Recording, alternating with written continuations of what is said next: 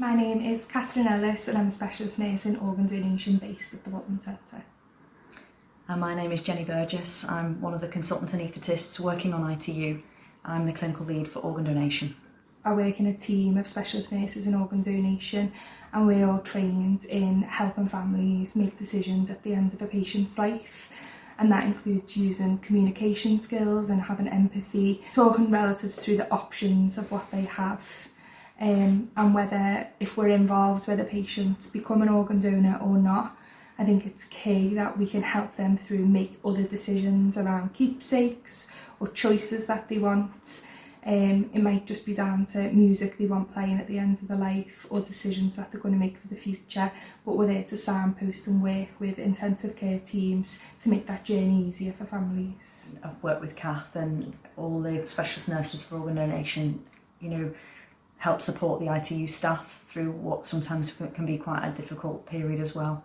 So any patient that comes through the doors of the Walton Centre is accepted by a surgeon with a view to us being able to hopefully make an intervention that will save the patient's life. And again, with every patient, there's always a period of assessment where we are watching and observing them to see whether the treatment that we've provided has meant that they've improved or not. Sometimes in patients, whatever we do, they still deteriorate.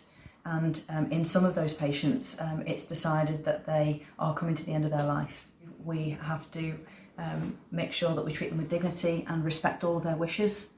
And just as much as speaking to their family and keeping them fully in the picture, some patients' wishes are that they would wish to be an organ donor. As specialist nurses for organ donation, the unit will refer to us once treatment is either deemed futile or the patient is neurologically died.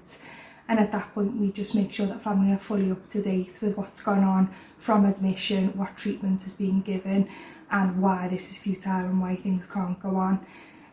The staff at the Walton Centre on ITU are amazing at keeping families up to date, regular updates, so that at the point when we come in to ask about organ donation and end-of-life wishes, families are prepared for that and it's not a shock.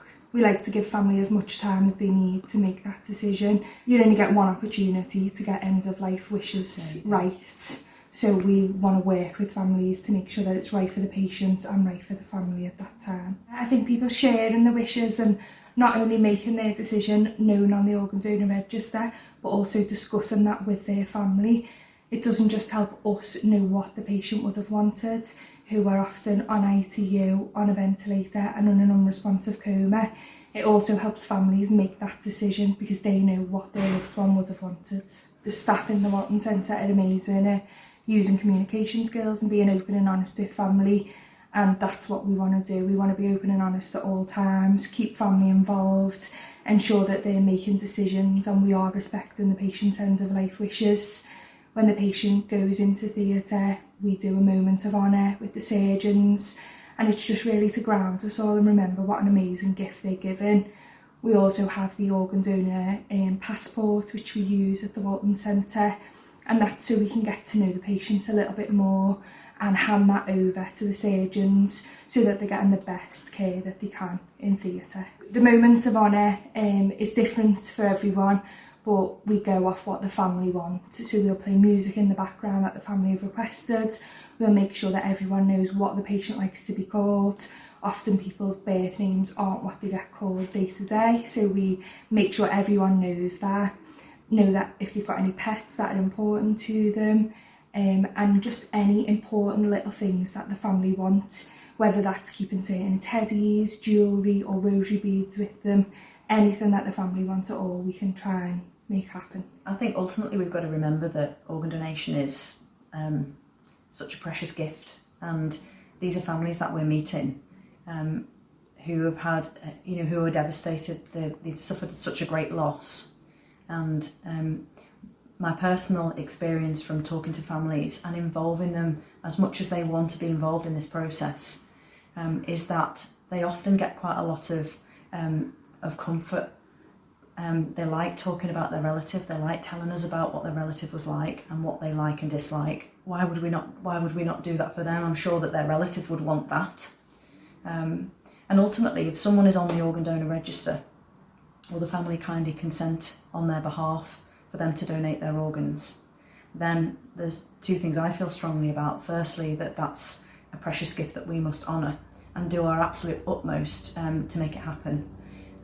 But secondly, that it happens in the best way possible, so that we can make sure that out of this devastation and loss for this family, we can make their relative the best organ donor that they can possibly be, and ultimately that saves so many more people's lives. And you know, I had a next door neighbour that went on to become an organ donor, again through a catastrophic brain injury, and the amount of comfort that her family got for years. They received letters in the post saying how many people's lives she'd saved, and they remembered us so much more fondly because of that.